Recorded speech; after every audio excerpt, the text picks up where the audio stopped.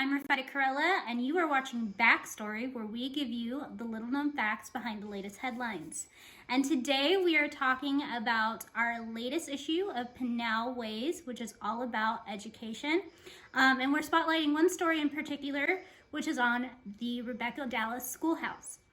Segregation made its impact on Casa Grande as early as 1923 and would continue into the early 1950s. The first official segregated school in Casa Grande was established in 1934, and it was historically called the Southside Colored School, located on the corner of the South School campus. Decades after segregation came to an end, the Museum of Casa Grande would take over care of the segregated schoolhouse and would move it to its current location and rename it in honor of the teacher who taught there for many, many decades. Prior to the arrival of Rebecca Dallis, the one-room schoolhouse struggled to retain teachers. Casa Grande Museum archivist Arlo Cairo says much of it had to do with the lack of adequate space or teachers to accommodate the school's growing population. Rebecca Dallis cared about the children. The schoolhouse was built in 1934. It had 3 teachers and was empty for a year. And each of those teachers lasted 1 year. Rebecca Dallis came in 1936. She taught here until the East School was built in 1965, and then she taught there for 5 more years. So when she was here, she stayed here. She cared about the kids cared about each other. I have a lot of oral histories if people are really interested in digging into this story from students that were Rebecca Dallis's, and they talk about her and talk about, every one of them always says very positive stuff. Segregated schoolhouses were often severely underfunded and promoted dramatic inequalities. Sadly, the schoolhouse where Rebecca Dallis taught was no exemption. By 1935, more than 70 kids would show up to the schoolhouse, which reportedly led one teacher to even abandon his post. But that was not the case for Rebecca Dallis.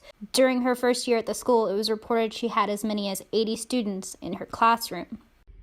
So one of the things I learned through working on this article that really amazed me was just how committed of an educator Rebecca Dallis was when it came to her and her husband, W.C. Dallis, who is also an educator in Pinal County. It was sort of well known that they had wanted to travel the world together, and they were regularly saving up money to do so.